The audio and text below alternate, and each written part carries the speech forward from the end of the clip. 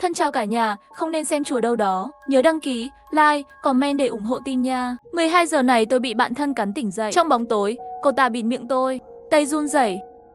Đưa cho tôi chiếc điện thoại di động với ánh sáng yếu ớt, nói đừng lên tiếng. Bên ngoài có người ở.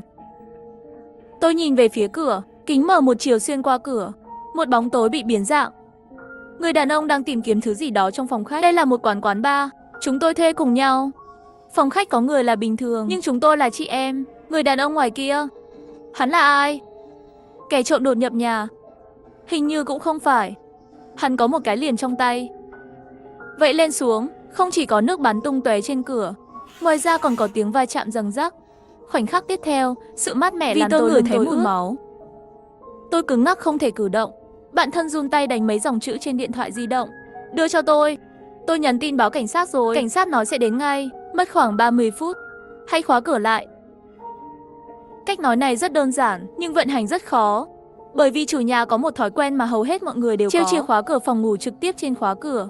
Muốn khóa cửa, phải mở cửa trước, tháo chìa khóa ra và đóng cửa lại. Nhưng nó chắc chắn sẽ làm phiền người ngoài kia. Cho dù chúng tôi đưa tay phản ứng nhanh hơn nữa, không nhanh bằng hắn giết chúng tôi.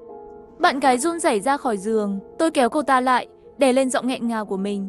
Đưa tay ra hiệu cho tôi đi cùng cô ta. Hai chúng tôi nắm chặt tay nhau, tay đầy trơn trượt dính. Tất cả đều là mồ hôi lo lắng. Chúng tôi đi chân trần một bước, hơi thở căng thẳng, sợ phát ra âm thanh. Gần cửa, tôi giữ tường, cẩn thận nhìn qua khe cửa. Một đôi mắt lật trắng mắt nhìn chằm chằm vào tôi.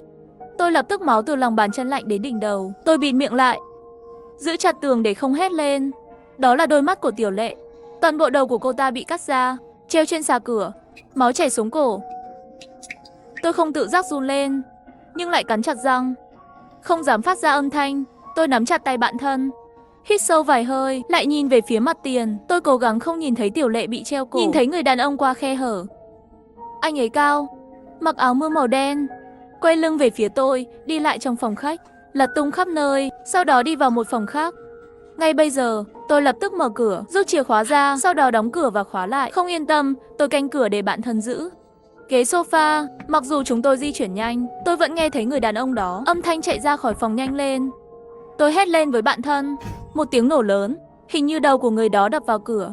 Tôi vội vàng quay người, và người bạn thân nhất của tôi đặt ghế sofa vào cửa. Tôi lo lắng nhìn tay nắm cửa không ngừng lắc lư, mồ hôi lạnh từ từ tuột khỏi đầu. Bên ngoài im lặng, cho đến khi một giọng nói quen thuộc vang lên. Anh Ly là em à? Tôi đứng yên tại chỗ không dám tin nhìn cửa. Giọng nói này giống như bạn trai của tôi. Sao anh ta lại ở đây? Tiểu Lệ là hắn giết sao? Sao hắn lại làm thế? Hắn rõ ràng là một người rất dịu dàng. Bên trong có hiểu lầm gì không? Tôi vừa định hỏi, bạn thân bên cạnh túm lấy tôi, lắc đầu với tôi, dùng miệng cầu xin tôi nói không. Bị cô ta kéo, trái tim háo hức của tôi nhanh chóng bình tĩnh lại. Bây giờ không phải lúc chất vấn. Ngoài ra, tôi cũng không chắc người bên ngoài có phải là Ngụy Minh không. Lúc này, tôi khẩn trương vểnh tai nghe động tĩnh bên ngoài. Nếu tôi bốc đồng, cái giá phải trả sẽ là 2 mạng người. Lúc này hỏi tôi với giọng điệu nghiêm túc. Em đã thấy Vương Giao chưa? Có biết hắn đang ở đâu không? Vương Giao, tôi quay đầu nghi ngờ nhìn bạn thân. Cô ấy cúi đầu, mặt trắng trong bóng tối nhìn không rõ. Thấy tôi không trả lời, lo lắng tiếp tục nói anh Ly. Nghe anh này, nếu Vương Giao tìm em, đừng cho cô ấy biết em đang ở đâu. Báo cảnh sát ngay, báo cảnh sát. Tôi vô thức hỏi. Hắn là một tên giết người hàng loạt, đang bị cảnh sát truy nã. Tôi cứng ngắc quay đầu nhìn Vương Giao trong bóng tối. Bàn tay cô ấy nắm, đóng băng đau đớn trong đêm lạnh giá. Vương Giao là bạn của tôi hơn 10 năm, nhỏ hơn tôi. Từ hồi trung học cơ sở đã thích theo sau mông tôi, kêu anh Ly suốt ngày. Hắn có cái gì tốt? Người đầu tiên nghĩ đến là tôi. Vương Giao cắn môi, nước mắt lắc đầu với tôi. Sau đó vội vàng lấy điện thoại ra đánh máy đưa cho tôi. Tôi không phải, tôi không có. Anh Ly, anh ấy đang nói dối bạn. Quá căng thẳng, tôi toát mồ hôi lạnh. Lúc này não bộ đã không thể hoạt động được, nhưng tôi thiên về những gì Vương Giao nói hơn. Tôi nhớ đến cái chết của Tiểu Lệ. Lời nói của Ngụy Minh căn bản không đứng được. Thấy tôi không có âm thanh, Ngụy Minh dùng sức vỗ cửa anh Ly. Cô ấy có ở bên cạnh em không? Đừng tin hắn. Tay nắm cửa lắc điên cuồng. Đừng tin anh ta. Bạn bè của bạn đều bị hắn giết chết. Mở cửa ra, hắn lại mạnh mẽ đạp lên cửa. Cửa hỏng nguy hiểm. Tôi hoảng sợ kéo Vương Giao lùi lại, vốn đã run rẩy chân mềm nhũn ngã xuống đất. Tôi đang chuẩn bị đứng dậy, ánh sáng quét qua gầm giường, một con dao dính máu dưới ánh trăng, phát ra ánh sáng lạnh lẽo. Vương Giao theo ánh mắt của tôi cũng nhìn qua, hai đôi mắt đen, nhìn tôi không chớp mắt. Lắc lắc, tôi không dám nhúc nhích. Lắc đầu, trở lại trạng thái bình thường. Như thể vừa rồi đó là ảo giác của tôi. Hai mắt khóc. Tội nghiệp nói với tôi, anh Ly. Con dao đó là của tôi, nhưng nó không phải của Tiểu Lệ. Nó là của tôi. Cô ta vén tay áo lên đối diện tôi. Có 4 vết cắt sâu trên cánh tay cô ta. Vẫn còn chảy máu. Và không chỉ có những vết thương này trên cánh tay của cô ấy. Lớn nhỏ treo đầy vô số vết sẹo. Là dấu vết của tự hại. Tôi ngạc nhiên, bạn sao bạn? Hắn không chỉ đánh tôi, và anh ta quay video đó và đe dọa tôi. Tôi sợ. Tôi không dám nói với bạn, bạn biết nhà tôi. Tôi sợ bố mẹ tôi biết. Dương Vạn là bạn trai của Vương Giao. Lúc đầu tôi không thích anh ta, nhưng Vương Giao thích hắn. Tôi cũng không nói nhiều, chỉ là không ngờ tên này lại. Tôi đau lòng kéo qua Vương Giao, trong vòng tay, bình tĩnh chụp ảnh bố mẹ cô ấy. Tôi biết mà, hách dịch và độc đoán, từ nhỏ đã đè hắn không thở được. Nhút nhát như hắn, bởi vì đối với loại chuyện này chỉ biết chịu đựng. Hai chúng ta vừa rồi không hề hạ giọng. Ngoài cửa nghe thấy cuộc trò chuyện của chúng tôi. Cửa đập thình thịch. Hét lên nói anh Ly. Đừng tin cô ta, hắn là một kẻ sát nhân. Diễn xuất giỏi nhất. Những vết sẹo đó là dấu ấn cá nhân của cô ấy. Mỗi người hắn giết sẽ tự cắt một con dao trên người mình.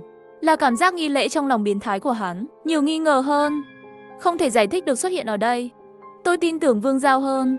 Tôi bình tĩnh nói với Ngụy Minh ngoài cửa. Em không biết tại sao anh lại làm thế. Chúng tôi đã báo cảnh sát sẽ đến ngay. Em hy vọng anh không mắc sai lầm nữa. Động tác đập cửa ngừng lại. Tôi nghe thấy tiếng cười lạnh lùng của anh ấy. Gọi cảnh sát, em nghĩ cảnh sát sẽ đến sao? Ly, trái tim tôi lạnh một nửa rồi. Hơi thở khó khăn. Tiểu Lệ thật sự là anh giết sao? Không, không phải anh. Vậy tại sao anh lại nói cảnh sát sẽ không đến? Anh sẽ giải thích chuyện này sau. Em tin anh đi, anh Ly, tránh xa Vương Giao. Tôi tê liệt lắng nghe lời giải thích của anh ta. Không tin một lời nào, lặng lẽ chờ cảnh sát đến cứu chúng tôi. Tôi đến bên giường ngồi xuống, đặt chăn lộn xộn sang một bên, chuẩn bị tìm điện thoại của tôi. Không thể nhìn rõ trong bóng tối. Nửa ngày, chạm vào một cái mềm, với một cái gì đó dính. Tôi lấy ra và nhìn gần cửa sổ. Đó là bàn tay của một người phụ nữ bị gãy. Bàn tay này được bảo dưỡng tốt, da trắng, sơn móng tay màu đỏ tươi, gãy tay đẫm máu. Máu chảy từ đầu ngón tay đến tay tôi. Anh Ly. Sao thế? Vương Giao, bạn đừng làm hại cô ấy. Tôi thu mình trong góc, nhìn từng bước hướng vào Vương Giao. Hắn cúi xuống và kéo tóc tôi lên, đôi môi đỏ tươi với nụ cười anh Ly. Bạn có sợ tôi không? Tay cô ấy đặt trên cổ tôi, mang theo một chuỗi cảm giác mát mẻ, trái tim run rẩy, toàn thân căng như dây đầy cung.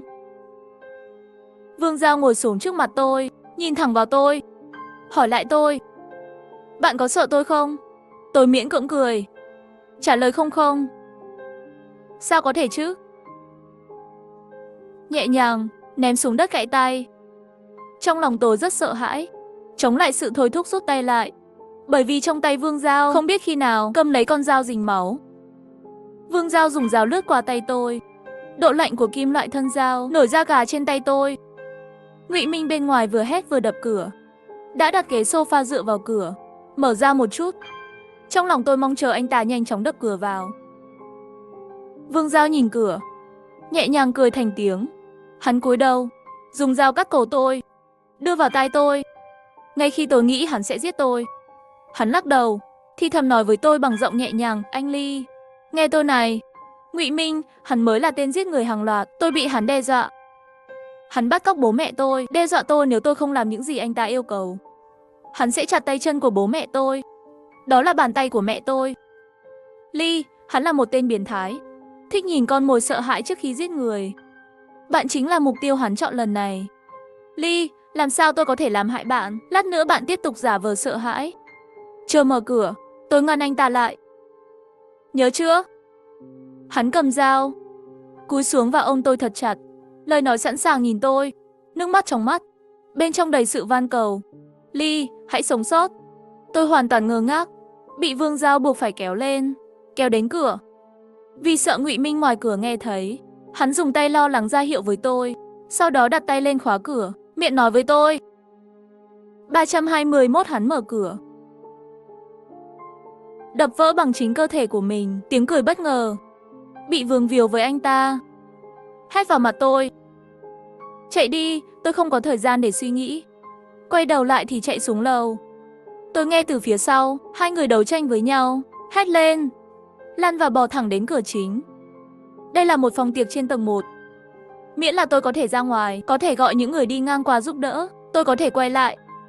Tôi điên cuồng xoay tay nắm cửa, nhưng bất kể tôi vặn như thế nào, đẩy thế nào cũng không mở được. Tôi run tay tự nhủ bình tĩnh lại. Sau đó cố nén nỗi sợ hãi và quan sát cẩn thận. Cái nhìn này khiến cả người tôi không lạnh mà đứng. Cánh cửa này thì ngược lại, và bị khóa từ phía bên kia. Tôi quay người kéo một bên rèm cửa ra. Cửa sổ cũng bị chắn bởi hàng rào sắt. Tôi nhìn qua khe hở. Bên ngoài trời tối, im lặng. Gió lạnh hú lên. Thỉnh thoảng bạn có thể nghe thấy tiếng gió xào xạc của lá cây. Lần sinh ra vô số bóng ma. Đây không phải là nơi chúng tôi đến. Cái quái gì vậy? Lúc này tôi mới đột nhiên phát hiện tiếng động trên tầng 2 dường như đã ngừng lâu rồi. Là tiếng người đi lại trên lầu. Tôi vội vàng chạy vào hành lang tầng 1, vào một căn phòng, khóa cửa lại. Cửa sổ của căn phòng này cũng bị chặn bởi hàng rào sắt. Tôi bối rối không biết phải làm gì, mở tủ quần áo duy nhất trong phòng và trốn vào. Tôi nín thở. Khi ra khỏi phòng, Giao Giao nhét vào điện thoại di động trong tay tôi, gọi điện thoại báo thức. Xin chào. Tôi muốn gọi cảnh sát. Bên kia điện thoại im lặng. Xin chào, tôi lo lắng thì thầm. Hét lên. Lúc này bên trong truyền đến một tiếng cười khẽ của nữ sinh. Bạn ở đâu? Hãy chơi trốn tìm nào. Giọng nói đó giống như một con rắn lạnh lẽo bò lên lưng tôi. Tôi nhớ lại lời vừa rồi của Ngụy Minh. Hắn là một tên giết người hàng loạt. Ly, cô ta là nhân cách chống đối xã hội, diễn xuất giỏi nhất. Máu toàn thân tôi đông lại. Bên ngoài trong hành lang truyền đến tiếng bước chân. Có vẻ như cô ấy đã cởi bỏ thứ kim loại nào đó. Một cái gì đó nặng trên sàn nhà, phát ra âm thanh chói tai như móng tay cào trên sàn nhà. Cô ấy hát, nói tên tôi trong miệng. Tìm bạn bè. Tìm thấy một cô bé. Chị Ly, bạn tốt biết bao, đừng để tôi tìm thấy bạn. Tôi nghe tiếng cô ta lật từng phòng một, đang từ từ đi về nơi tôi đang ở. Tôi ôm chặt lấy mình, che giọng nói nghẹn ngào. Đột nhiên, ghế gương đầu giường truyền đến một tiếng động lạ. Tôi nhìn chằm chằm qua khe hở cửa tủ. Toàn bộ gương trang điểm lắc lư. Sau đó mở một khe từ bên trong, chân một người đàn ông chui ra. Tôi lập tức toàn thân đề phòng. Rồi một người đàn ông bước ra từ phía sau. Là Ngụy Minh. Phía sau gương có một đường hầm.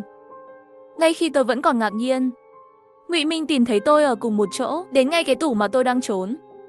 Hắn mở cửa, che miệng tôi hét lên. Sau đó giơ ngón trỏ lên và đặt nó lên miệng, lại chỉ ra ngoài cửa, báo hiệu cho im lặng. Tôi gật đầu lo lắng. Dưới sự giúp đỡ của anh ta bò ra khỏi tủ. Hắn đưa tôi đi qua đường hầm mà anh ta đi vào. Tôi mới phát hiện ra nơi này rất lớn. Tôi đi theo sau lưng Ngụy Minh vất vả bò, bởi vì nó là một con dốc, rất khó để leo lên. Đến lối ra tôi mới biết chúng tôi đã leo lên tầng 2. Là phòng video ở góc lầu 2. Ngụy Minh xác nhận cửa hàng phức tạp, sâu, kéo qua mọi thứ có thể chống lại trong nhà. Chặn cửa. Anh ấy đổ mồ hôi, đặt trên ghế sofa. Sau đó cởi quần áo của mình ra và mặc vào cho tôi. Tôi nhặt quần áo bó sát lên, cúi đầu xin lỗi và nói xin lỗi anh ấy. Anh ấy vỗ nhẹ vào đầu tôi, không sao đâu. Anh Ly, anh hiểu em. Tôi ngẩng đầu nhìn người đàn ông dịu dàng như vậy trước mắt. Trong lòng rất có lỗi. Có một vết cắt sâu trên vai anh ta, vẫn còn chảy máu. Tôi lặng lẽ đứng dậy, tìm thấy 2 cái có thể dùng làm giày vải để đóng gói đồ ăn nhẹ, gói đơn giản cho anh ta. Tôi không biết cách băng bó, nhưng nghĩ đến việc ép van cầm máu thì có ích. Ngụy Minh không nói lời nào để cho tôi làm, sau đó mới mở miệng nói anh Ly, anh biết em cần anh giải thích. Không đợi tôi trả lời, hắn tự mình bắt đầu nói anh Ly. Em đã bao giờ nghe nói về 3 đứa trẻ chia một chiếc bánh tròn, chỉ có thể cắt 2 dao, làm thế nào để họ có được nhiều bánh nhất? Vấn đề này sao? Tôi gật đầu, bảo hắn tiếp tục nói. Anh và Vương Giao là một trong những đứa trẻ trong câu chuyện này. Anh được bố mẹ của Vương Giao nhận nuôi. Tôi hoảng hốt, tôi và Ngụy Minh thực sự đã gặp nhau thông qua Vương Giao. Nhưng Vương Giao nói với tôi rằng cô ấy và Ngụy Minh chỉ là đồng nghiệp, không cho tôi biết về việc nhận con nuôi. Được nhận nuôi cùng anh. Có một cô gái khác. Ba chúng tôi lớn lên cùng nhau, nhưng bố mẹ của Vương Giao là một cặp biến thái. Không chỉ có một ham muốn điên cuồng để kiểm soát cô ta, còn muốn từ nhỏ đã huấn luyện hắn thành một ác ma máu lạnh. Lúc đầu, anh tìm thấy con chó cưng của gia đình, bị người ta bẻ gãy cổ, mở ruột ra. Sau đó là trong khu phố luôn xuất hiện mất mèo mất chó. Cho đến khi tôi tìm thấy con mèo trong bữa tối. Đến sau, ngày sinh nhật cô gái kia, bố mẹ của Vương Giao đã mua cho bọn anh. Họ đưa cho Vương Giao một con dao, để cô ta chỉ cắt 2 nhát dao. Làm thế nào để cô ta cắt để có được nhiều bánh nhất? Ly, em có biết cô ấy chi như thế nào không? Ánh mắt u ám của Ngụy Minh nhìn về phía tôi. Tôi lắc đầu, nhìn chằm chằm vào mắt to và hít thở không khí lạnh, không dám suy nghĩ. Hắn tự ti cười một tiếng, tiếp tục nói điểm nhiều nhất. Đương nhiên là tự tay giết người chia bánh ngọt. Hôm đó anh thấy hắn giết cô gái đó. Nhưng anh sợ, không dám báo cảnh sát bởi vì anh không thể ngăn họ được. Thậm chí còn bị cặp bố mẹ quỷ kia nắm tay, đâm dao vào người cô gái đó, khiến anh cũng thành tội phạm. Môi Ngụy Minh trắng bệch, tay hơi run, dường như là nhớ lại hình ảnh lúc đó. Trong mắt có màu sắc sợ hãi không thể kìm nén. Tôi lặng lẽ cầm tay anh ấy, không lời nói quá nhiều. Lúc này nói nhiều hơn cũng vô dụng. Ngụy Minh bình tĩnh lại cảm xúc của mình, sau đó đứng dậy đi đến cửa, lắng nghe một lúc, rồi quay lại. Anh Lý, tiếp tục như vậy không phải là cách. Chúng ta không thể liên lạc với bên ngoài. Anh sẽ đi qua lối đi bí mật để xem tình hình. Em đợi anh ở đây được không? Tôi bất an kéo tay áo anh ta. Cuối cùng vẫn là gật đầu nói được. Hắn nhìn tôi thật sâu, nói một câu, chờ anh trở về, sau đó quay lại và đi vào lối đi bí mật. Sau khi xác nhận anh ta rời đi, tôi cất đi sự bất an trên mặt, dùng tay mò mẫm vào khe ghế sofa phía sau, lấy ra một cái điện thoại di động. Tôi đã để nó ở đây vào ban đêm. Lúc đó tôi uống hơi say, quên lấy ra. Cho đến khi vào phòng video này mới nhớ ra. Ngay cả khi những gì anh ấy nói là sự thật, tôi vẫn không tin vào Ngụy Minh. Bởi vì anh ấy không nói gì cả. Sao hắn lại ở đây? Đây không phải là chúng tôi đêm qua đến nhà hàng, mà là một nơi khác giống hệt như hắn. Làm sao hắn biết chúng tôi được chuyển đến đây? Vương Giao không bình thường, hắn cũng không khá hơn đâu. Nhưng tôi cần anh ấy giúp tôi thoát ra. Chưa thể lật mặt với anh ta.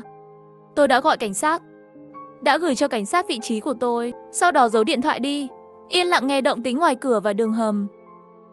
Chẳng bao lâu nữa Ngụy Minh trở lại. Anh Ly, Vương Giao, cô ta ở dưới lầu. Cửa ra vào và cửa sổ ở tầng dưới đều bị phong tỏa. Chúng ta chỉ có thể đi từ trên lầu. Có một cửa sổ ở cuối hành lang phòng khách. Chúng ta chỉ có thể nhảy ra khỏi đó. Phòng khách. Cho nên chúng ta nhất định phải rất yên tĩnh, không thể bị hắn phát hiện. Trong tay hắn có một cái cưa máy. Tiếng móng tay cào sàn nhà. Nó được gửi từ cưa máy. Hắn nắm tay tôi, nhẹ nhàng nói, anh Ly, anh sẽ đưa em ra ngoài. Tin anh đi. Tôi có chút tranh cãi, vội vàng quay lại, nắm lấy anh ta quay lại. Chúng tôi nhẹ nhàng đẩy cửa phòng nghe nhìn ra. Cửa sổ mà Ngụy Minh nói đến, vị trí của phòng video chính xác là một trong những nơi xa nhất, một ngoài cùng. Bây giờ chúng tôi đang ở trong cùng. Hành lang không dài lắm, dù sao cũng chỉ là một tòa nhà nhỏ nằm nhầm tầng. Nhưng trong bóng tối, hành lang đó dài vô cùng. Bước chân chúng tôi di chuyển chậm rãi, tránh tiếng đạp sàn nhà. Gây sốc Vương Giao ở tầng dưới. Càng gần, tiếng hát của Vương Giao mơ hồ truyền đến từ dưới lầu, vẫn gọi tên tôi, chị Ly. Mở cửa ra. Đừng tin con sói. Tôi lặng lẽ đi theo Ngụy Minh. Đột nhiên, có gì đó nhỏ giọt vào mặt tôi. Tôi nhìn lên. Thi thể của chị Lưu bị vứt trên mái nhà. Đôi mắt đỏ lồi ra, mở mắt nhìn tôi. Cô ta bị chặt chân tay, mở bụng ra, trông như chưa chết. Những miếng thịt phồng lên dưới da mặt, liên tục co giật. Tôi nhìn cô ấy rất lâu, cứng ngắc không thể cử động bụng, tự bóp chân mình, đừng để bản thân hét lên. Khi đi ngang qua phòng người khác, qua cánh cửa, tôi còn nhìn thấy đầu của Tiểu Ngư bị đập vỡ nửa bộ não, thi thể đã bị chặt thành từng mảnh. Ngoài ra còn có cửa phòng bên trong nơi tôi sống. Đầu của Tiểu Lệ treo. Môi tôi run rẩy, hai chân run quá, nắm chặt tay Ngụy Minh. Cuối cùng chúng tôi cũng đến được cửa sổ. Ngụy Minh cầm bình cứu hỏa bên cạnh, thì thầm với tôi, lát nữa anh sẽ đập vỡ kính. Em nhanh tay nhảy xuống ngay lập tức, anh sẽ ngăn cô ta lại. Tôi gật đầu lo lắng, lùi lại vài bước, tránh cho anh ta khoảng cách để đập vỡ kính. Ngụy Minh hít sâu vài hơi, chỉ ra vị trí để đập vỡ. Lúc này tôi cảm thấy có gì đó không ổn và không thể nói được. Phía sau có một loại cảm giác bị nhìn chằm chằm. Đột nhiên tôi phản ứng. Yên lặng quá. Quá yên tĩnh. Không nên im lặng như vậy. Tôi kinh hoàng quay đầu lại. Vương Giao cầm cưa điện trong tay, đứng ở đầu cầu thang nhìn chúng tôi. Bùm. Ngụy Minh làm vỡ kính, giúp tôi lên đó. Tôi trèo lên cửa sổ, nhắm mắt lại, cố nén nỗi đau của vết chảy xước kính, nhảy xuống. Ngụy Minh, tôi quay đầu nhìn lên. Vương đã cầm cái cưa điện khởi động, lao vào Ngụy Minh. Nhìn cái cưa máy kia đâm vào trong thân thể của Ngụy Minh, phát ra âm thanh da thịt nứt nẻ. Chạy đi, tôi cố gắng đứng dậy. Mặt đầy nước mắt, dùng chân đi khập khiễng vào rừng. Tôi thở hổn hển chạy về phía trước. Khi dừng lại, tôi thấy mình bị lạc đường. Tôi lấy điện thoại ra. Ở đây quá hẻo lánh, không có tín hiệu gì cả. Điện thoại cứu hộ khẩn cấp cũng không gọi được. Không, như vậy cảnh sát đến không chỉ không liên lạc được với tôi, cũng không nhất định cùng ai tìm được tôi trước. Tôi đi vòng quanh một chút, đi về hướng tín hiệu yếu. Cuối cùng trong một khu rừng ít địa ngục hơn, có 2 tín hiệu. Tôi vội vàng gọi điện thoại báo cảnh sát, gửi lại cho họ vị trí hiện tại của tôi. Chỗ của bạn quá xa rồi. Chúng tôi đã cố gắng hết sức để đi về phía bạn rồi. Sẽ mất khoảng 20 phút nữa. Bạn phải tự bảo vệ mình. 2 người bên cạnh bạn là cảnh sát của chúng tôi. Kẻ giết người hàng loạt đang truy bắt. Họ là những nhân cách chống đối xã hội, thích nhất đùa giỡn lòng người, nhìn người chết vật lộn trước khi chết. Cẩn thận đấy. Và khi chúng tôi vừa kiểm tra vị trí của bạn, phát hiện điện thoại của bạn bị đặt chỗ rồi. Tìm một chỗ trốn đi. Vứt điện thoại đi. Định vị điện thoại. Tóc tôi dựng đứng, khó thở, sợ hãi toàn thân, còn nhìn lên bốn phía. Một cơn gió thổi tới, dừng trong bóng tối. Tiếng lá cây, thung lũng với quạ. Hình như có âm thanh rất rõ ràng, âm thanh nhàn nhã ở một nơi mơ hồ. Tôi bị gió âm này thổi một cái run rẩy, lập tức ném điện thoại di động trong tay, chạy theo hướng ngược lại. Cuối cùng tôi nằm trong một bụi cây, dùng cành lá rậm che phủ toàn thân tôi, không dám phát ra bất kỳ động tĩnh nào. Ngay khi tôi nằm liệt chân, không xa xa truyền đến tiếng cười nhẹ của phụ nữ. Để bạn diễn. Lần này không tìm thấy nữa phải không? Là giọng của Vương Giao. Ngụy Minh, tôi còn tương lai và suy nghĩ kỹ. Tôi nghe thấy quay lại nói ít lại. Tiếp tục tìm kiếm. Giọng anh ta có mùi lạnh lẽo và u ám, không thấy dáng vẻ dịu dàng thường ngày. Vương Giao cười, nói một cách mỉa mai, nhìn bạn này, một người phụ nữ đều xử lý. Tôi không hiểu, cô ấy vẫn không tin bạn. Trả lại cho tôi. Ngụy Minh hình như châm một điếu thuốc, bởi vì tôi nghe thấy tiếng bật lửa. Chưa phải bạn, muốn tôi lừa anh ta ký bảo hiểm gì đó.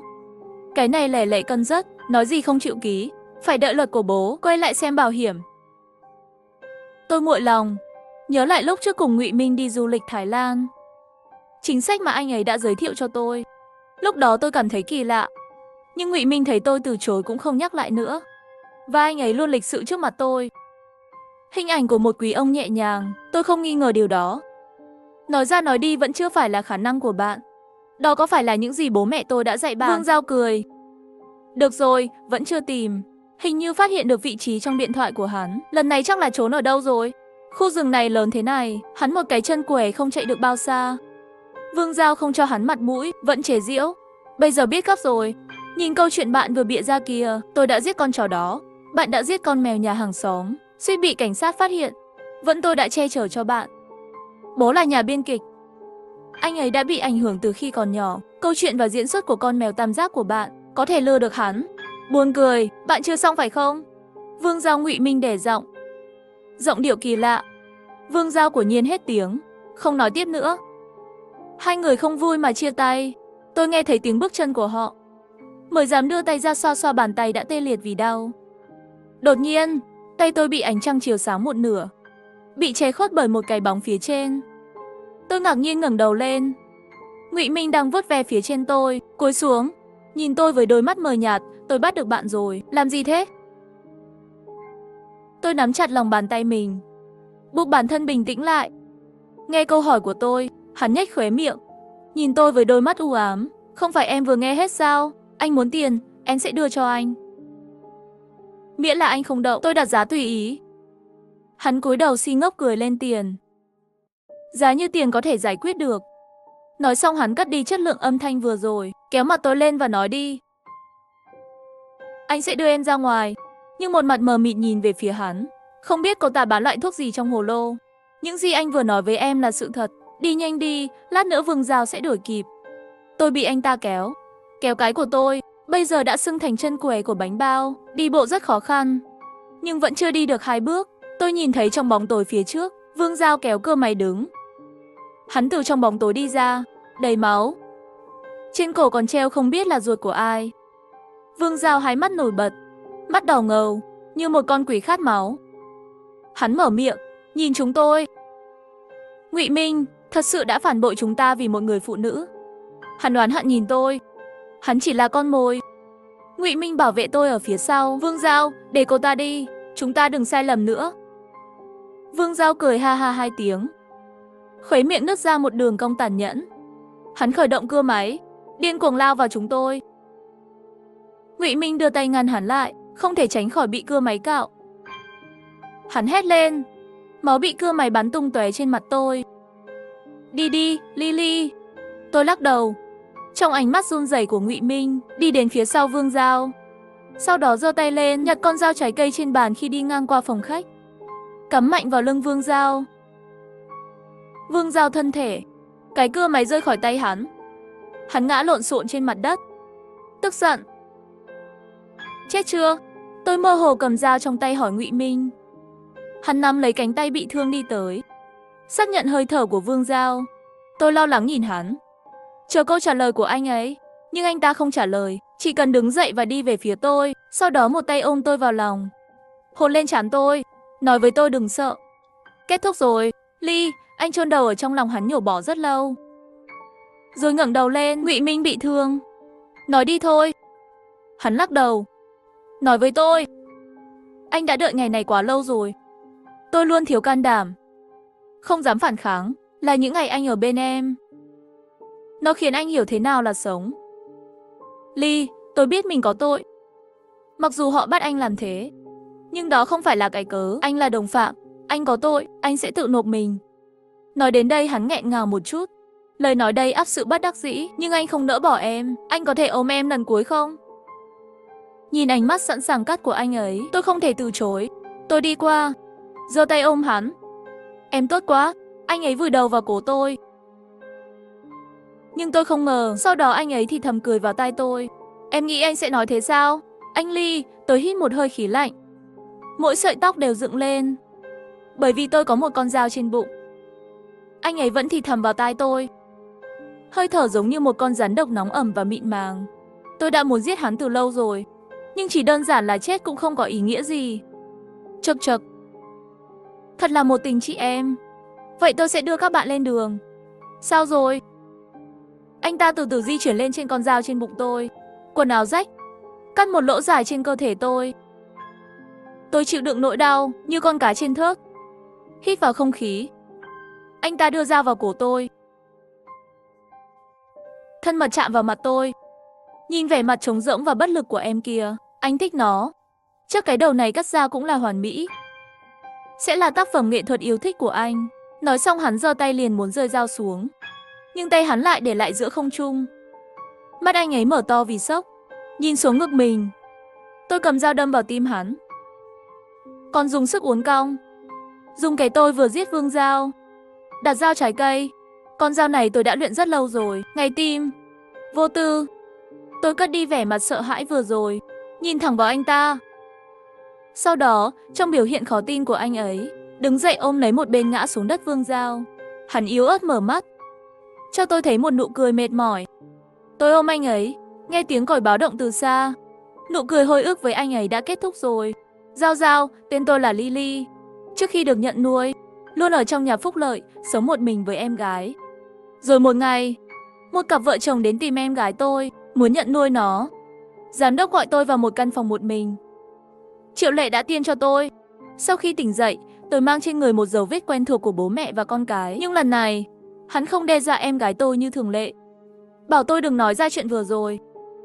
Anh ấy cười có ý nghĩa, em gái bạn may mắn. Có người muốn nhận nuôi, nhưng đối phương chỉ cần một đứa con.